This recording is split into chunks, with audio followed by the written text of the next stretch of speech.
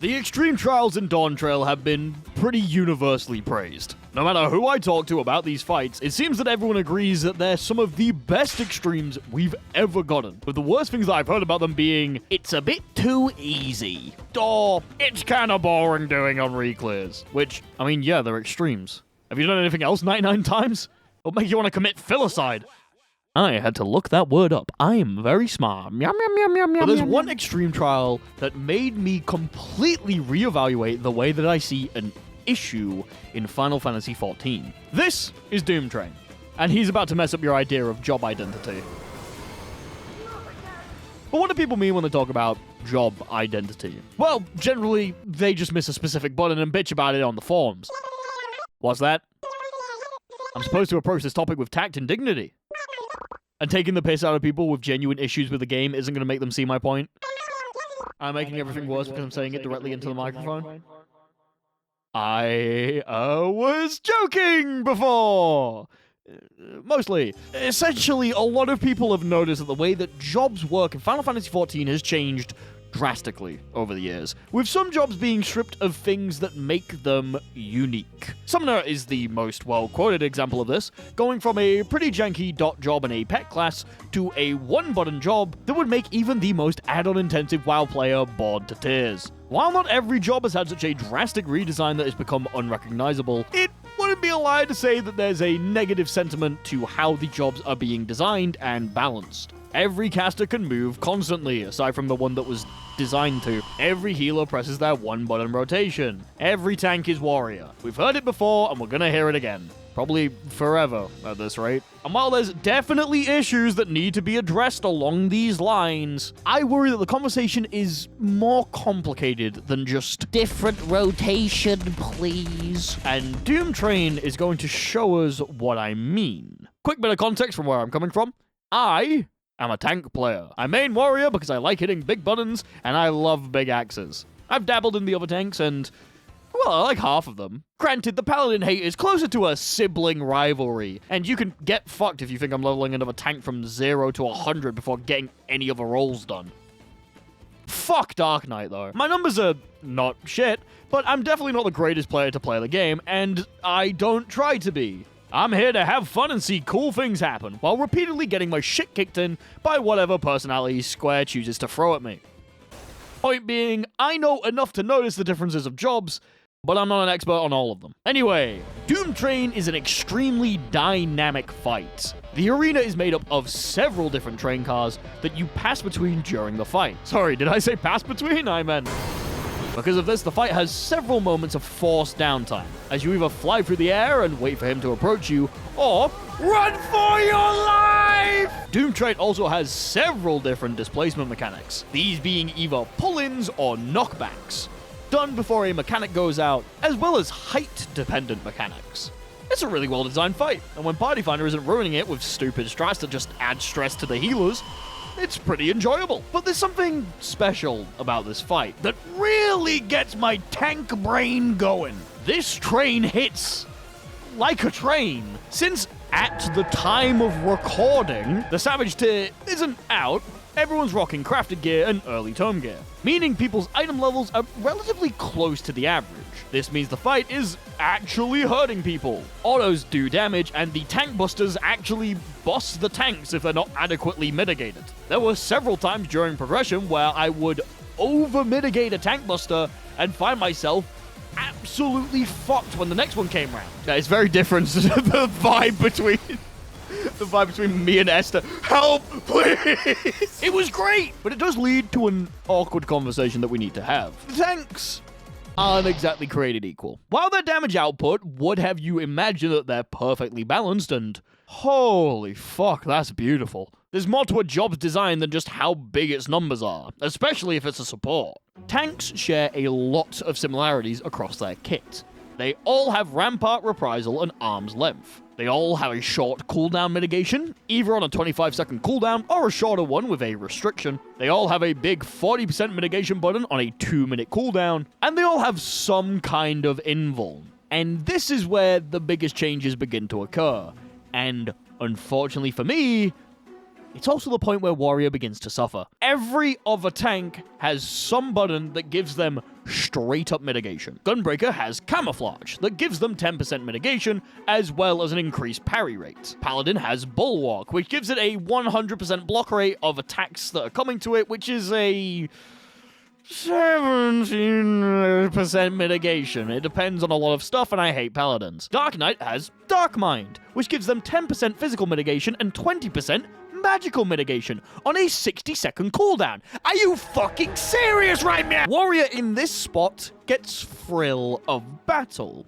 This increases their maximum HP by 20% and increases the effect of healing actions done to them also by 20%. It doesn't say this on the tooltip, but it also comes with a little heal that would get you to your new maximum HP count. Now, on paper, it's about as good as the other mitigations. 20% maximum HP is a pretty sizable buff considering that you're a warrior. And it is, if you're only taking a single hit. The moment you start getting hit by multiple things, your maximum HP stops mattering, and suddenly, it's almost like you don't have any mitigation at all. Combine this with them having a unique self-heal instead of extra mitigation, Bloodwedding only giving them 20% mitigation for 4 seconds, compared to Paladin and Gunbreaker's 30%, or Dark Knight's fucking 25? They also have like an extra button. I fucking hate Dark Knight. And Damnation giving you a pretty pointless upgrade, and it's no wonder that Warrior is struggling to keep up with the other tanks when it comes to mitigation. Hell, even its invuln is pretty bad compared to the other tanks. You still take all of the damage that you normally would, you just can't fall below 1. Sounds good until you realize that Paladin and Gunbreaker literally take 0 damage, and Dark Knight gets a full heal after using theirs. So, why would you ever take a Warrior over any other tank into any kind of hard content? Well, let's take a look back at Doomtrain again. Doomtrain starts the fight with a knockback, where you have to dodge laser beams and then do a stack or spread. After that, the fight has a pull-in, where you can't get right in front of Doomtrain, and then you have to resolve a stack or spread. The way that you generally do these is either by getting knocked into or pulled into a wall on the train. Some of these are in melee range, however, some of them aren't. So if you're a melee, you have to position carefully while trying to keep uptime. These displacement tools can thankfully be cancelled with anti-knockbacks, most specifically arm's length or surecast, which allow players to focus on resolving the mechanic, or, even better, casting Fire 4. I fucking love Fire 4. However, these buttons have a 2-minute cooldown, meaning that at the start of the fight, they can't be used for both of these mechanics, and players need to pick which one they want to use it on. It kinda sucks, but it would be pretty powerful if you could ignore an entire mechanic by just pressing a button. Wait, why didn't I move again? I got you, you worm! Warrior might not be the best at mitigating itself, but it still has an advantage in this fight. When in inner release, Warrior is immune to a bunch of different status effects, being able to avoid most stuns, sleeps, blinds, heavies, as well as resisting most knockback and pull-in effects. While every other tank has to deal with the mechanic, Warrior is able to just brain dead it. In fact, this works for several of the pull-in and pushbacks during the fight, because you can combine it with arm's length when you're not in inner release. The fight lines up so that if you're doing your burst correctly, you're generally rewarded without having to deal with the pull-in or knockback.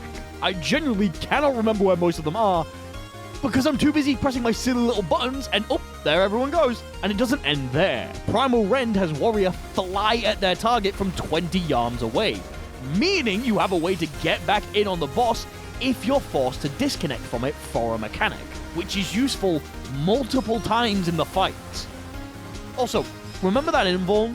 Remember how on paper it's the worst one since it just puts you down to 1 HP? Well, its cooldown is so short that you can actually use it twice to mitigate a bunch of raid-wide damage that would otherwise go onto the party in an extreme fight.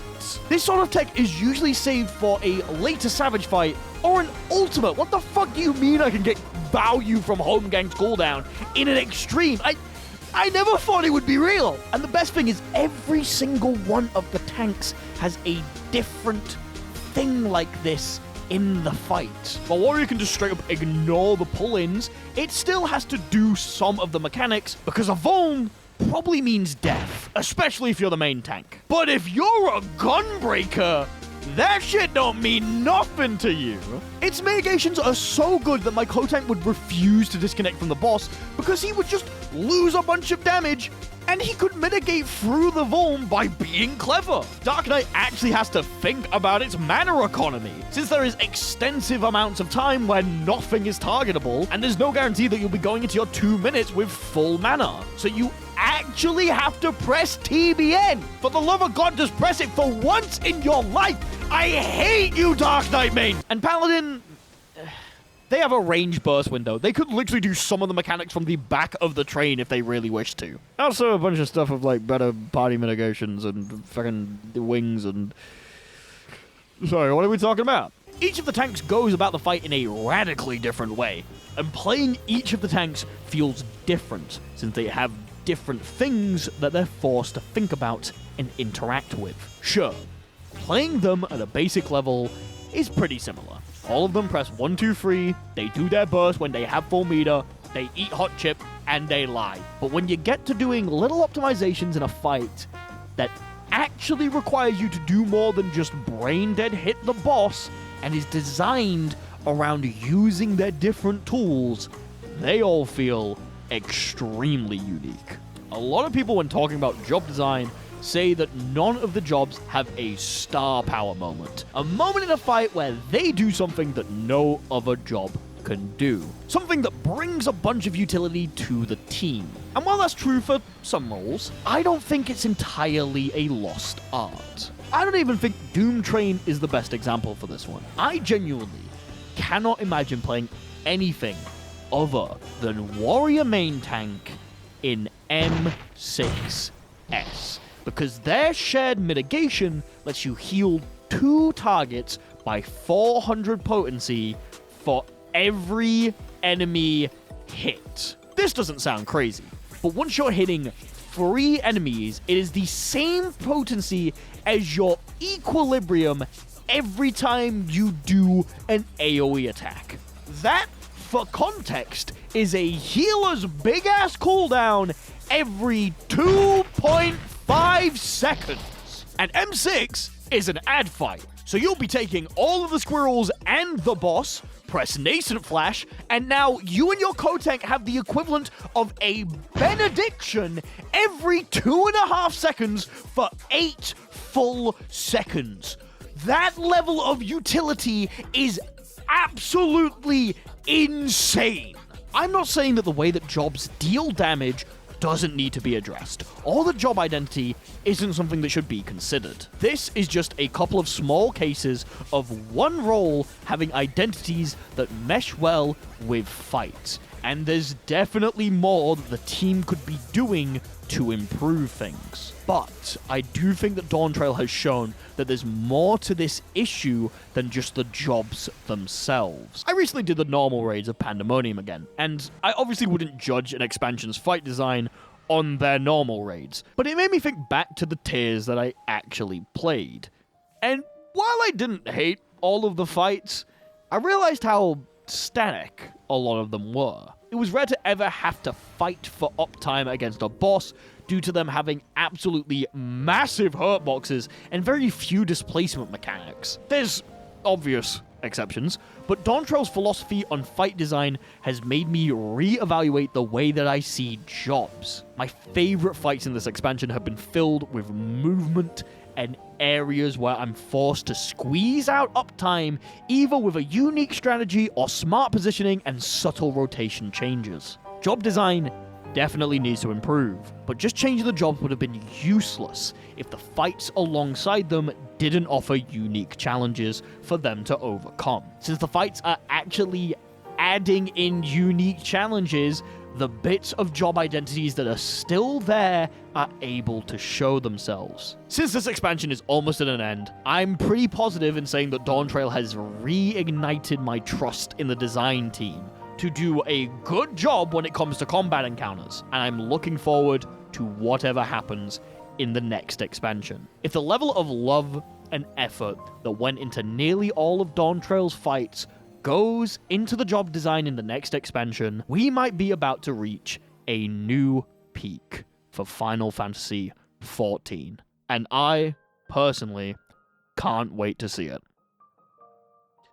Thank you all for watching. I hope you all enjoyed. As you can probably tell, this is a new channel, so I would really appreciate it if you subscribe down below. I got a couple of other projects in the works, but I got a very special thing cooking up if we hit 1,000 subscribers in less than a month. So go! There's your goal! I'll try and get another video out before then, but as you can hopefully tell by the quality in this video, that might not happen. I appreciate you all being here. My name was Gwayne Winters, and I'll see you next time.